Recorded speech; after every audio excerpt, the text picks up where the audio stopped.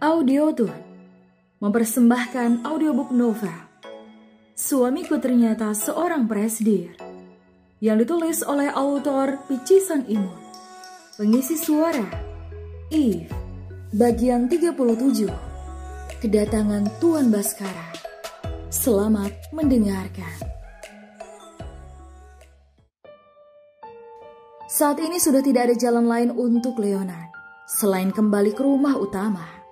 Ia kini tengah bergegas menuju kamarnya karena pakaiannya masih berada di sana dan belum sempat dipindahkan seluruhnya oleh Kinar. Setelah mengenakan pakaiannya, Leon berjalan pelan masuk ke dalam kamar dan mendapati gadis itu sudah mengenakan piyama tipis. Di sana gadis itu hanya terpaku memandang sang suami yang telah rapi dengan pakaiannya. "Mas mau kemana?" mengusap kepala Kinar. "Aku ada urusan mendadak, sayang." "Di jam 1 dini hari?" Leon mengangguk. Ia mencondongkan tubuhnya mengecup kening sang istri. "Aku mencintaimu, Kinar. Kau harus percaya itu ya." Kata-kata itu tiba-tiba saja keluar dari bibirnya. "Cinta, kau tidak akan pergi jauh kan?" "Aku pasti akan secepatnya kembali. Percayalah padaku, sayang." "Mas Tara." Kinar memeluk pinggang suaminya. "Mas sebenarnya mau kemana sih? Apa tidak bisa menunggu besok dan tidur di sebelahku? Aku tidak akan bisa tidur tanpa kau di sisiku, cinta. Dan lagi pula, Mas bilang ingin mengatakan yang sejujurnya. Mas bilang Mas sudah membohongiku. Maka jelaskan sekarang." Kinar merengek. Pelukannya benar-benar erat memegangi pinggang sang suami, membuat Leon sedikit kesusahan dan berat untuk meninggalkannya. Sementara ponselnya terus saja berdering. Ia tahu itu dari Ivan. "Sayang, aku sudah tidak ada waktu lagi. Aku janji, aku akan segera kembali dan menjelaskan semuanya. Maafkan aku, sayang." "Iya, tapi Mas Tara mau kemana?" "Pulang ke rumahku, sayang." "Rumahmu?" Leon mengangguk. "Nanti akan kujelaskan lagi. Maaf, aku harus bergegas." Melepaskan perlahan tangan Kinar yang masih melingkar itu membuat mata Kinar melebar. Sebelum itu Leon sempatkan untuk memberinya kecupan di bibir sang istri terlebih dulu. "Maafkan aku, sayang," ucapnya sesaat, lalu keluar dari kamar itu dengan langkah sedikit berlari, meninggalkan Kinar yang masih mematung. "Mas Tara." Kinar berjalan menggunakan lututnya menuju pojok ranjang, menyibak gorden yang sedikit menutupi jendela kecil. Menunggu sesaat hingga pria itu keluar dari rumahnya dengan langkah yang langsung berlari keluarga. "Kau sangat misterius, Mas. Siapa kau sebenarnya? Apa yang kau lakukan di luar selama ini? Dan siapa orang yang selalu menelponmu itu, Mas?" Mengusap lengannya sendiri lalu memeluk lututnya. "Siapapun dirimu, semoga cintamu itu sungguhan untukku, Mas Tara. Aku akan memegang janjimu dan menanti kau kembali." Kirana menitikan air mata. Di malam hampir yang menjelang pagi itu ditemani suara serangga-serangga malam yang tak henti-hentinya memunculkan bebunyian masing-masing. Sebagai nyanyian alam penghalau senyapnya malam hari, Kinar masih terjaga. Menunggu ponselnya berdering dan berharap sang suami menelponnya hanya sekedar mengucapkan selamat malam yang tak sempat ia ucapkan tadi. Tidak, Kinar. Kau harus percaya suamimu. Dia pasti akan kembali." Menguatkan diri sendiri dan berusaha untuk memejamkan matanya. Sangat berharap sekali suaminya akan memberikannya kejutan seperti tadi, yang tiba-tiba pulang, padahal ia sudah izin untuk tidak pulang. Sementara itu di sebuah hunian mewah yang terletak di kawasan elit, dengan pagar yang tinggi menjulang, sebuah mobil berjenis Mercedes mulai memasuki halaman yang cukup luas. Sebelum tiba pada pelataran yang dimana ada beberapa pelayan pria, termasuk Pak Rudi yang sudah menanti di sana. Tuan Zofi keluar dari kursi samping supir lalu dengan sigap membukakan pintu mobil untuk Tuan Besar Baskara Dewantara. Dengan sangat hati-hati, beliau mulai keluar dari dalam mobil tersebut. Tubuhnya yang menua membuatnya kesulitan untuk berjalan dengan cepat. Dengan sangat hormat, Pak Rudi yang sudah ada di sana lantas membungkuk. Selamat pagi, Tuan Besar. Bagaimana kondisi Anda, Tuan? Baik. Ia pun langsung melangkahkan kakinya melewati Pak Rudi yang masih membungkuk di hadapannya. Sementara itu sebuah mobil lain kembali masuk, membuat Tuan Baskara menghentikan langkahnya dan menoleh ke belakang, di mana Ivan langsung saja keluar dan membukakan pintu mobilnya untuk Tuan Muda.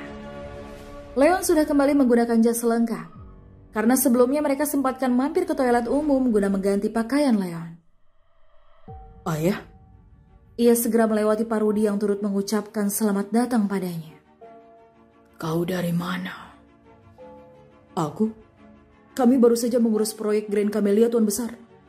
Jawab sekretaris Ivan. Melirik sekilas ke arah Ivan lalu kembali mengarah pada putranya.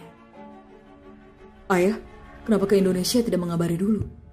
Memang kenapa? Apa harus aku memberitahukanmu lebih dulu? Bukankah ayah memang selalu pulang mendadak seperti ini? Kudus Tuan Baskara. Beliau pun lantas melanjutkan langkahnya meninggalkan Leona. Ivan, apa kau tahu sesuatu? Maaf, tidak Tuan. Leonard. Panggil sang ayah dari dalam membuat pria itu segera bergegas masuk. Dan mendapati sang ayah sudah berjalan mendekati sofa dan duduk di sana. Duduklah, ada yang ingin aku bicarakan. Tanpa menunggu apapun, Leon langsung saja duduk di sofa, berhadapan dengan sang ayah. Zoe, saya Tuan, sudah berapa lama kau bekerja denganku? Lebih dari 60 tahun, Tuan. Sudah cukup lama ya. Apa kau sudah siap jika harus pensiun dari pekerjaanmu? Tanya Tuan Baskara, sementara beliau hanya diam saja menunduk. Dan kau Ivan? Saya Tuan Besar. Dulu sebelum kau keangkat untuk menjadi sekretaris putraku ini, apa cita-citamu sebelumnya? Dokter gigi Tuan. Jawabnya sedikit ragu, lebih tepatnya tegang. Lain halnya dengan Leon yang benar-benar merasa tidak mengerti. Kenapa tiba-tiba ayahnya menanyakan tentang itu semua? Benar. Kau dulu mengambil kuliah kedokteran ya? Lalu ku minta kau untuk pindah mengambil jurusan lain demi bisa menjadi orang yang kupercaya untuk menjadi pendamping Leonard. Iya Tuan. Sekarang aku akan memberikanmu kesempatan itu.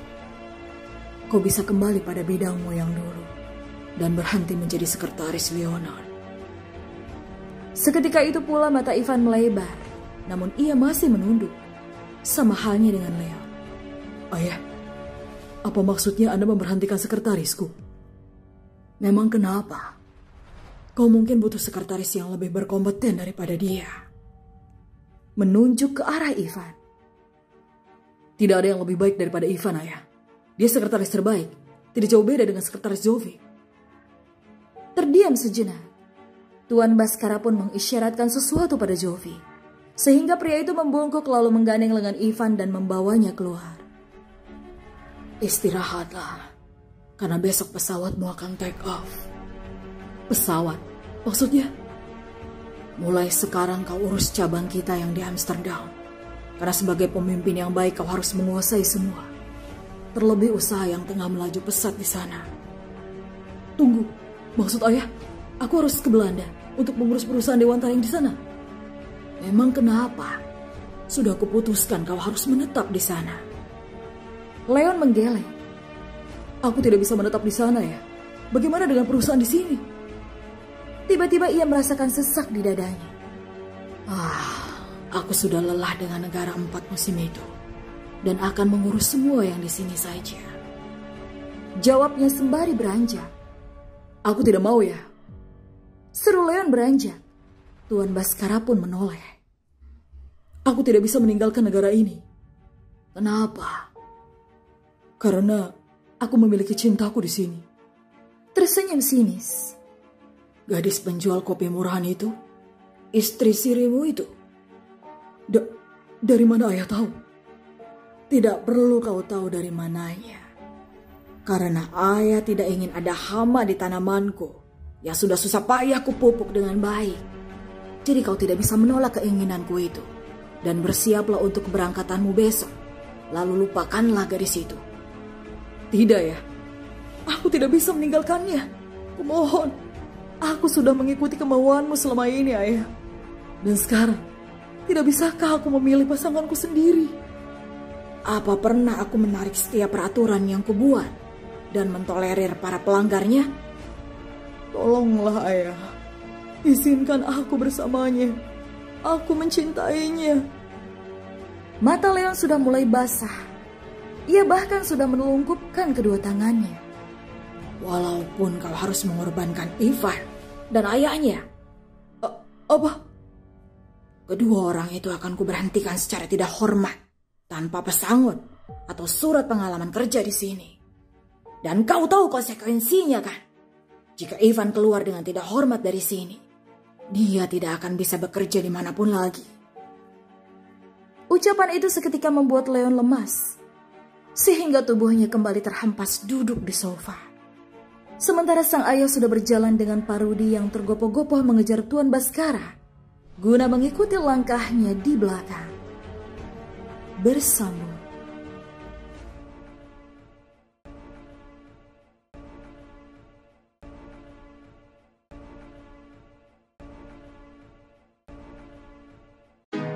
Kalau kamu mau dengar audiobook lebih banyak dan gratis, segera download Audiotune.